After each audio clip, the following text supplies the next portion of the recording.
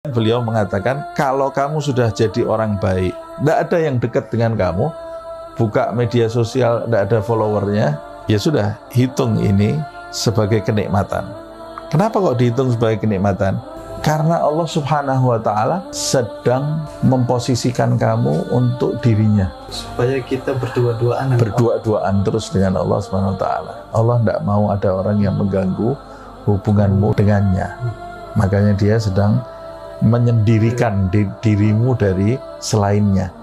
Saya teringat jadi ungkapan Fudail bin Iyad. Itu dia mengatakan bahwasanya tarkul amali li ajlin nasi riya'un wal amalu li ajlin nasi syirk. Artinya kita tidak beramal karena tidak ingin dilihat oleh manusia, itu juga bagian dari riya.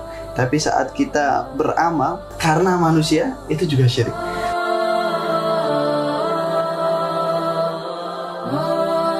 Di sini disebutkan wa'udda i'radul khalqi anka ni'matan 'alaika min rabbika fa innahum law aqbalu 'alaika rubbama syaghaluka an ta'atih. Nah, ketika seorang murid itu dijauhi oleh rekan-rekan dan sebagainya, jadikanlah ini merupakan sebuah nikmat.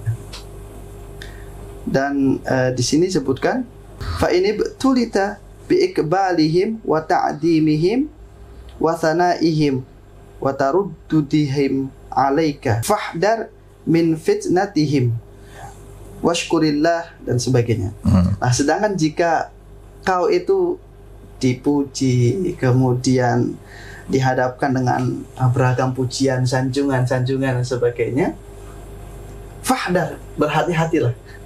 Yang hadat. Jangan-jangan ini adalah cobaan dari Allah Subhanahu wa Ta'ala. Nah, itu bagaimana ini Habib? Kayaknya saat kita dimusuhi, oh ini adalah kenikmatan. Tapi saat orang disanjung, dipuji dan sebagainya, hati-hati. Jangan-jangan ini adalah hakikat musibah itu. Apalagi kita di era medsos, Habib ya. Era medsos macam-macam semuanya. Itu bagaimana kira-kira seni saat kita dihadapi dengan pujian, agar kita hati kita tidak hancur dan selalu berfokus pada Allah Subhanahu wa Ta'ala. Ya. Jadi Al-Imam Abdullah bin Al-Haddad menjelaskan paragraf ini, di dalam paragraf ini setelah kita mengamalkan paragraf sebelumnya. Ya kan? Setelah kita kalau disakiti tidak membalas, memaafkan, mendoakan kebaikan, bersabar.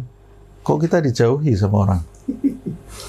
Orang menjauhi kita atau mengucilkan kita, marah kepada kita. Nah, hitung ini sebagai nikmat. Tapi kalau kita belum menjalankan yang di atas, disakiti, balas sakiti, atau marah-marah. Kalau orang menjauhi kamu, jangan kamu bersyukur.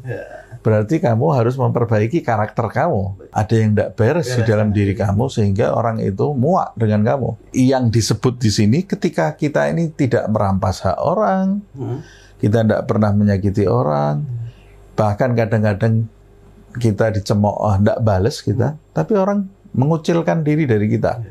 Jadi entah sebabnya apa, mungkin dipandang rendah atau dipandang orang yang enak dibully gitu ya. Sekarang kan zaman sekarang ini ada pembulian, dan ini sebetulnya penting sekali dipelajari oleh anak-anak sekolah ini ya. Karakter seperti ini supaya mereka tidak bergantung dengan makhluk. Al-Imam Abdullah bin Al-Haddad menjelaskan supaya kita tidak bergantung dengan makhluk. Sebab makhluk itu justru menghalangi kita dalam mendekat kepada Allah Subhanahu wa Ta'ala. Bagaimana dia bisa menghalangi? Ya, kalau dia kagum kepada kita, memuji, menyanjung tadi itu, mengagung-agungkan kita, ada banyak keburukan yang akan kita hadapi. Kalau kita tidak siap, bisa berbahaya. Yang pertama, menjadikan kita lupa diri. Kita akan merasa diri kita ini suci nanti. Dan itu berbahaya sekali. Bangga terhadap diri kita sendiri. Menyucikan diri kita sendiri karena dieluk-elukan orang. Padahal Allah menyebutkan di dalam ayat wala tuzakku anfusakum. Jangan kau sucikan diri kamu sendiri. Jangan engkau menyucikan menganggap suci dirimu, ya. Wa a'lamu biman ittaqa. Dia lebih mengetahui siapa yang bertakwa. Nah, biasanya orang kalau sudah punya follower banyak, pengikut yang mengeluhkan dia menjadi kebal dari kritikan. Karena merasa dirinya ini sudah nabi. Padahal nabi saja sering bermusyawarah, gitu ya. Nabi Muhammad itu mengajarkan kita bermusyawarah. Nah, ini bahaya yang pertama. Bahaya yang kedua, sombong. Merasa dirinya yang paling baik di antara semuanya. Bahaya ketiganya, pujian itu menjadikan dia lalai dari tujuan. Tujuan kamu itu mendekat kepada Allah. Bukan sanjungan. Bukan mencari sanjungan. Nah, akhirnya nanti dia sudah tidak tulus lagi dalam melakukan perbuatan dan ucapannya karena ketagihan dengan pujian makhluk ini. Ketagihan dengan makhluk yang mendekat kepadanya, mengagung-agungkan, dia sudah tidak tulus lagi dalam ucapannya dan dalam perbuatannya. Nah, ini bahaya yang besar. Makanya kemudian beliau mengatakan, kalau kamu sudah jadi orang baik, tidak ada yang dekat dengan kamu, buka media sosial, tidak ada followernya, kamu ngucap, tidak ada yang ngomong, ya sudah, hitung ini sebagai kenikmatan. Kenapa kok dihitung sebagai kenikmatan? Karena Allah Subhanahu wa Ta'ala sedang memposisikan kamu untuk dirinya. Supaya kita berdua-duaan terus dengan Allah Subhanahu wa Ta'ala. Allah tidak mau ada orang yang mengganggu hubunganmu dengannya. Makanya dia sedang menyendirikan dirimu dari selainnya. Dan ini sangat membantu. Berarti kan saya bisa lebih banyak beribadah, saya bisa lebih banyak beramal baik, berbuat kebajikan. Tidak ada tamu yang datang ke saya, tidak ada orang datang ke rumah, duduk di rumah saya. Kan kadang-kadang orang-orang yang sebagai panutan itu juga ujian buat mereka, bukan sesuatu yang nikmat. Bangun pagi sudah ada tamu di depannya, duduk, kadang-kadang duduknya ini tidak kenal waktu. Sampai Nabi Muhammad SAW pun mengalami masa seperti itu. Ditegur oleh Allah Subhanahu wa Ta'ala di dalam ayat suci Al-Quran, kan. Para sahabat yang tidak kenal waktu datang ke rumah Rasulullah SAW. Wallahu la yastahi minal haq, kata Allah. Rasulullah itu malu. Kalau kamu duduk kelamaan, dia tidak mungkin ngusir kamu. Nggak mungkin. Tidak mungkin ngusir kamu. Rasulullah malu. Tapi Allah tidak malu. Ditegur oleh Allah. Itu ada di dalam ayat. Nah, kalau kita jauh dari dijauhi makhluk, ya sudah, ini suatu kenikmatan. Tapi ini bisa terhitung menjadi kenikmatan bagi orang-orang yang menyadarinya. Iya, benar. Nah, kalau orang itu hidupnya bergantung kepada makhluk, ya dia akan menganggap itu sebagai siksaan. Terutama anak-anak sekolah sekarang ini. Kadang-kadang kan sikapnya yang belum matang menjadikan yang lain mengucilkan yang lain. Nah, ini kalau yang dikucilkan ini karakternya sudah baik, jangan sedih. Hitung itu sebagai kenikmatan dari Allah. Berarti kamu bisa lebih fokus belajar, fokus beribadah. Kalau dia bisa menghadirkan sikap seperti ini, dia tidak akan stres, tidak akan kebingungan. Sebagian besar manusia ini tidak menjadi dirinya saat di sebelah makhluk.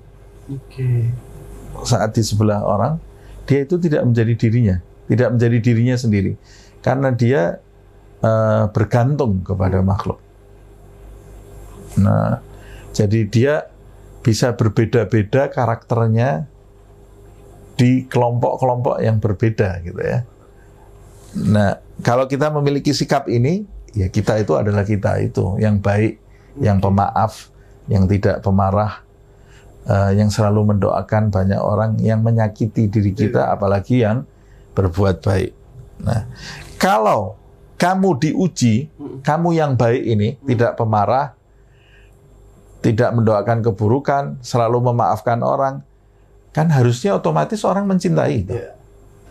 Jadi, yang pertama disebutkan ini yang jarang justru. Masa ada orang baik dijauhi orang? Orang baik itu pasti kebanyakan didekati orang minta manfaat dari dia lah. Kalau ternyata kamu itu dengan posisimu yang baik itu banyak orang yang datang kepadamu, mengeluh-elukan dirimu, mengagungkan dirimu, memuji-muji dirimu, terus wa taraddudihim alaik. Ini taraddudihim itu mondar-mandirnya mereka ke rumahmu karena minta nasihat, minta pertolongan, istikharah, macam-macam ini ya. Nah, ini bala ini. Hati-hati di sini. Ini ujian besar. Kenapa?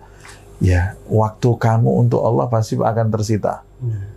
Loh, bukankah menolong orang itu suatu kebaikan, memberi makan orang itu kebaikan, kemudian menolong orang yang sakit itu suatu kebaikan, menolong orang dalam pendidikannya itu suatu kebaikan, belajar mengajari orang yang bodoh itu suatu kebaikan. Tapi duduk menghadapi orang yang ke rumah kita, bertamu ke rumah kita tidak berhenti, itu kebaikan. Cuma kan ada yang lebih dari itu gitu loh. Kalau melulu orang datang ke rumah kita, ngobrol dan lain-lain, ada sesuatu yang harusnya lebih besar yang kita lakukan itu.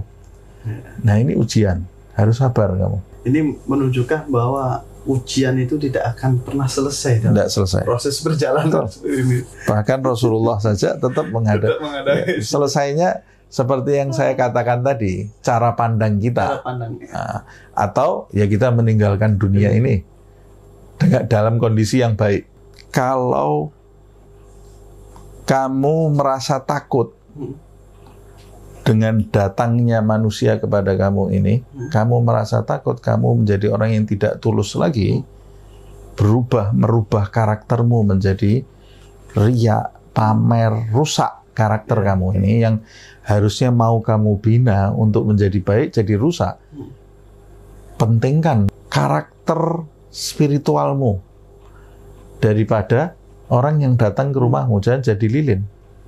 Menerangi orang tapi membakar dirimu sendiri. Ya. Nah, ya itu kan ada kaitannya juga dengan riya tadi. Betul. Ya, saya teringat jadi ungkapan Fudail bin Iyad. Itu dia mengatakan bahwasanya tarkul amali li ajlin nasi riya. Begitu juga wala amalu li ajlin nasi syirk. Nah, jadi kita meninggalkan perbuatan karena manusia, artinya kita tidak beramal karena tidak ingin dilihat oleh manusia, itu juga bagian dari riya. Tapi saat kita beramal karena manusia, itu juga syirik. Itu kan mengajarkan kepada kita untuk tidak menggantungkan diri kepada makhluk, tidak memandang makhluk di dalam hidup kita ini, tapi memandang Khalik, pencipta.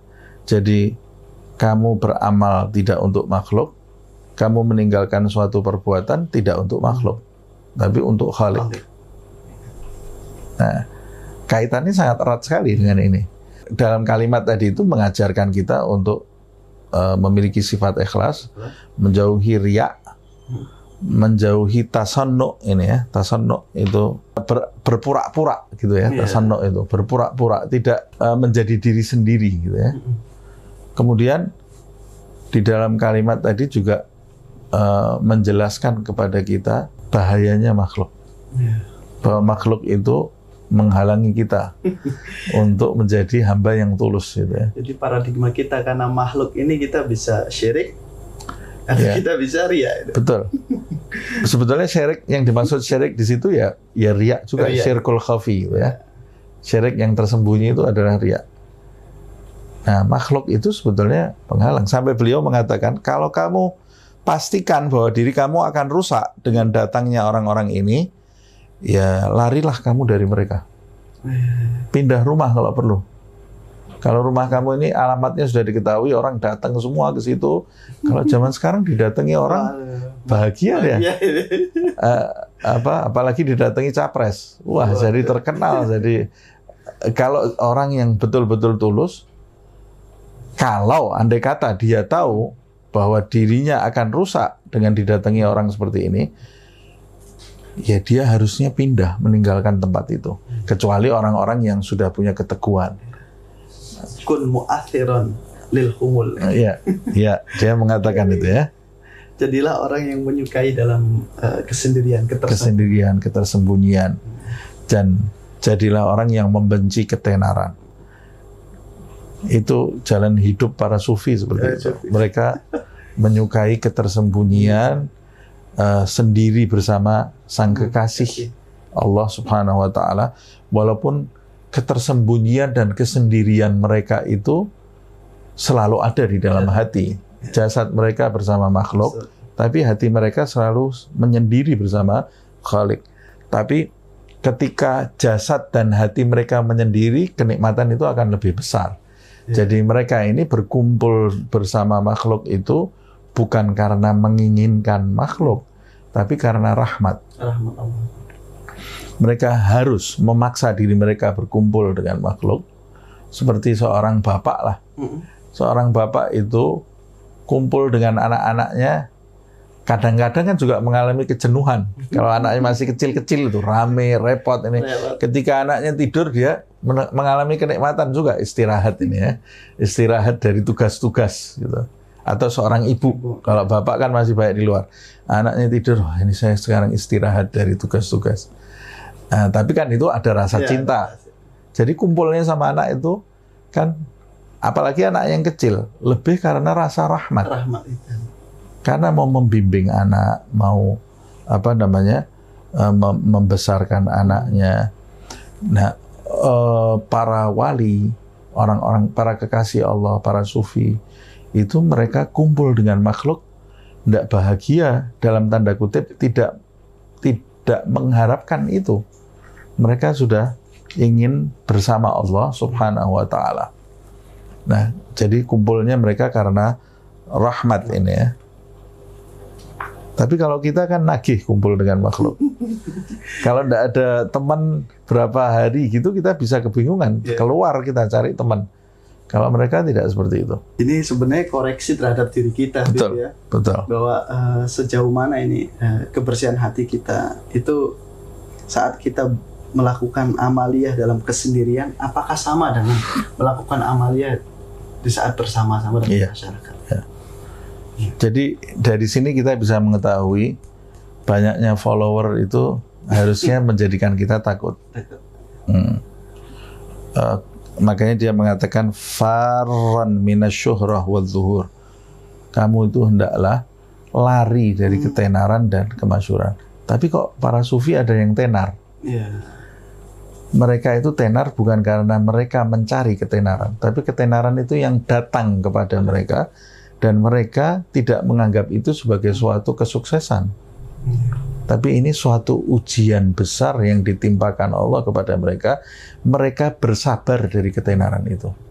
Kalau kita sebaliknya, kita sukses itu ketika kita tenar, gitu kan? Itu salah paradigma yang. Makanya dia mengatakan, fa inna fihil fitnah wal mihnah. Dalam ketenaran itu terdapat ujian dan cobaan. Bab ini sangat menampar ya kita kehidupan kita ya. Betul. Makanya menjadi orang tulus itu, ketulusan itu puncak dari perjalanan sebetulnya. Mentauhidkan Allah. Jadi kita tidak ada makhluk-makhluk, kita juga Khalik. Betul. Jadi itu pertama itu orang menjaga anggota badannya dari maksiat. Ini yang kita pelajari kan. Yang kedua menjaga hatinya dari karakter-karakter yang tidak terpuji, sampai nanti tahap ketiganya itu mengosongkan dari dalam hati segala sesuatu selain Allah. Itu tahap yang terakhir. Oke. Ya. Terima kasih Habib. Ya. Ya teman-teman sekalian, alhamdulillah kita telah membincang satu bab yang sangat menarik. Terlebih bagi kita yang hidup di era media sosial ini, tentunya kita harus berhati-hati. Semoga dengan kita mengkaji kitab Risalah Adab Sulukil Murid ini, hati kita tetap suci, selalu terpaut dengan Allah Subhanahu wa taala, selalu niat kita tertujukan kepada Allah, bukan kepada makhluk-makhluk yang berseliweran baik di media sosial maupun di dunia nyata. Dan sekali lagi bagi teman-teman yang ingin mendapatkan edisi terjemahan kitab Risalah Adab Sulukil Murid yang kebetulan juga diterjemahkan oleh Habib Hussein Nabil, teman-teman bisa kunjungi di link di bawah ini.